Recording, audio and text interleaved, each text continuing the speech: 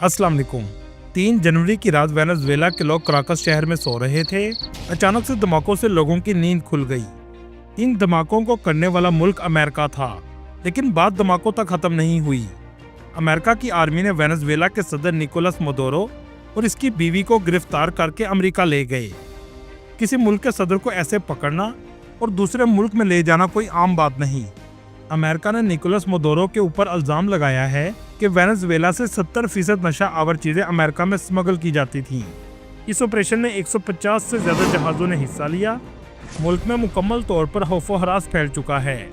आपको सुनकर हैरानी होगी, आज से 35 साल पहले पनामा के सदर को भी अमेरिका ने गिरफ्तार किया था और इस पर भी अमेरिका ने नशा आवर अशिया की स्मगलिंग का इल्जाम लगाया था।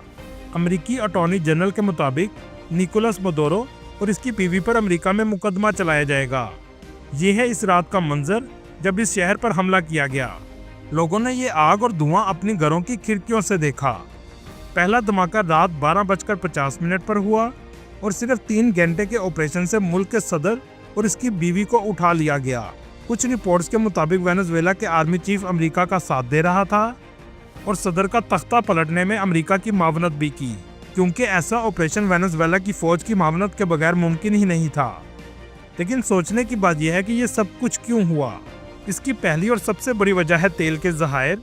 जी हाँ, आप सोच रहे होंगे कि दुनिया में सबसे ज़्यादा तेल अरब ममालिक के पास है, लेकिन ऐसा नहीं है।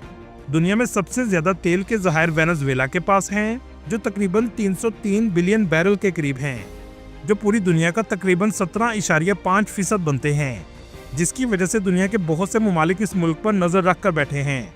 इसका सबूत यह है कि हमले से चंद घंटे पहले 2 जनवरी की रात को सदर निकोलस सरकारी टीवी पर चीनी सफारतकारों के साथ मुलाकात करते हुए नजर आ रहे थे। मतलब वेनेजुएला के सदर का झुकाव चीन और रशिया की तरफ था।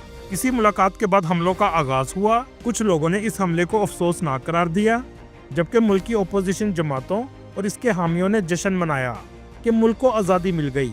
पहले मुल्क में एहतजाज करवाया गया और फिर सदर उठा लिया और लोगों ने भी रद्द अमल नहीं दिया। आमतौर पर किसी मुल्क की गवर्नमेंट को तब्दील करवाने के लिए यही तरीका अपनाया जाता है। इस सब को देखते हुए अगली बारी ईरान की भी हो सकती है, क्योंकि ईरान में भी हुकूमत के खिलाफ एहतजाज जारी हैं और अमेरिका ने ईरान को धमकी लगाई है कि कोई भी एहतजाज में शख्स मरना नहीं चाहिए। रूस और चाइना लगातार वेनेजुएला के दौरे कर रहे थे और ये दोनों ममालिक वेनेजुएला में फौजी अड्डे बनाने की कोशिश में भी थे। इसलिए तेल के अलावा दूसरी बड़ी वजह ये भी समझी जाती है। वैसे तो इस सदर को भी अमेरिका ने ही लगवाया था, लेकिन अब वो अमेरिका की बात नहीं मान रहा था। निकोलस का झुकाव चाइना और रशिया की तरफ बढ़ता जा रहा था। दुनिया में आहिस्ता आहिस्ता बातचीत का दौर खत्म हो रहा है। यूएनओ और सलामती कौंसिल वगैरह बस नाम के हैं।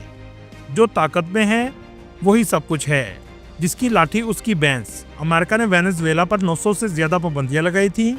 इसके बावजूद रशिया, ईरान और इंडिया इससे सस्ते दामों तेल लेता था, जबकि इसके साथ साथ रशिया और चाइना इस जगह आर्मी बेस भी बनाने के करीब थे, क्योंकि इससे पहले तक अमेरिका समझता था कि लैटिन अमेरिका के ये ममालिक एक बैकयार्ड हैं और ये किसी के साथ भी इत्तेहाद नहीं करेंगे।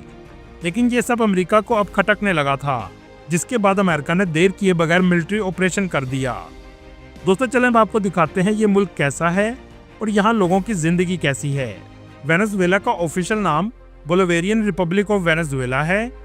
वेनेजुएला जनूबी अमेरिका का एक ऐसा मुल्क है जो अपने वसी तेल के ज़खायर, कुदरती खूबसूरती और सकाफत की वजह से फेमस है।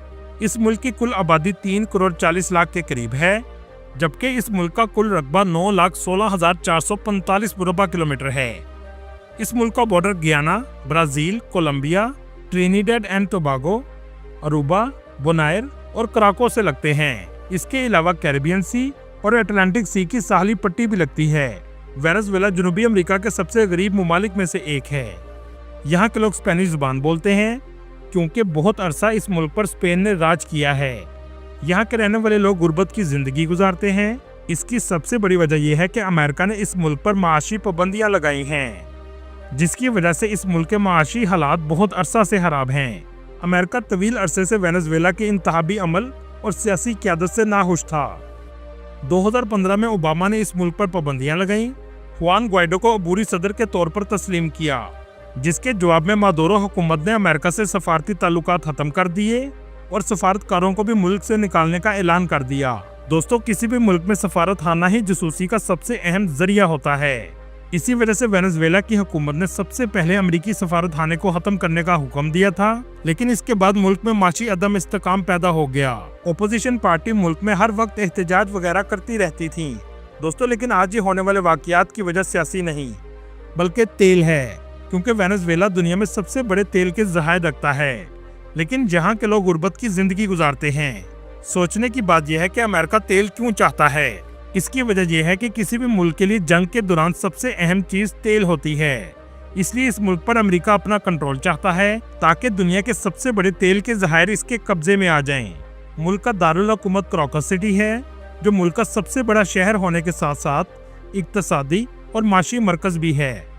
ये शहर पहाड़ों के दामन में वाक़या है। इस मुल्क की आबादी में पिछले चंद सालों में तेजी से कमी आई है। इसकी वजह इस मुल्क के हालात हैं। 70 लाख से भी ज्यादा लोग मुल्क छोड़कर जा चुके हैं। इस मुल्क की GDP $92 बिलियन है और यहाँ के लोगों की सालाना आमदनी $3100 के करीब है। 2012 में ये $15,000 थी। मुल्क के 94% आबादी गुर्बत की लकीर से नीचे जिंदगी गुजारती है। 32% लोग अदम खुराक का शिकार हैं। 60% लोग कम खुराक खाने पर मजबूर हैं। मतलब 7 से 8% लोग ही अच्छी जिंदगी गुजारते हैं। इस मुल्क की करेंसी दुनिया की सबसे कमजोर करेंसी है। एक अमेरिकी डॉलर के बदले 40 लाख बोलीवार आते हैं। अगर आप 1 किलो मुर्गी खरीदेंगे तो बदले में 2 करोड़ बोलीवार देने होंगे। ये करेंसी इतनी कमजोर हो चुकी है कि करेंसी नोट को प्रिंट करने का खर्चा इस नोट से भी ज्यादा आता है। इसलिए अक्सर लोग डॉलर का इस्तेमाल करते हैं। इस मुल्क में पैसे गिनकर नहीं बल्कि तोल कर दिए जाते हैं। अगर बात करें मजहब की तो 71% रोमन कैथोलिक, 17% प्रोटेस्टेंट, 8% जिनका कोई मजहब नहीं, 1% मुस्लिम और बाकी दूसरे मजहब के लोग आबाद हैं। दोस्तों, दुनिया की सबसे ऊंची आबशार भी इस मुल्क में मौजूद है, जिसकी ऊंचाई 979 मीटर है। इस आबशार को एंजल फॉल्स कहा जाता है, लेकिन इसमें हैरत की बात यह है, इतनी ऊंचाई से नीचे आने तक पानी हवा में ही उड़ जाता है। कुदरती खूबसूरती से भी ये मुल्क माला माल है।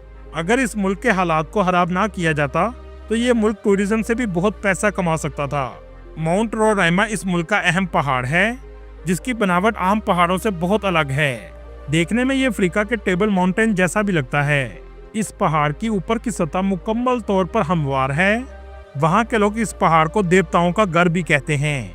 रोस लोकिस इस मुल्क का ऐसा जजीरा है जो इंतहाई खूबसूरत और कुदरत के दिलकश मनाजर से बड़ा हुआ है। इस खूबसूरत आइलैंड में टूरिस्ट समुंदर और बीच के खूबसूरत नज़ारे को देखने के लिए जाते हैं।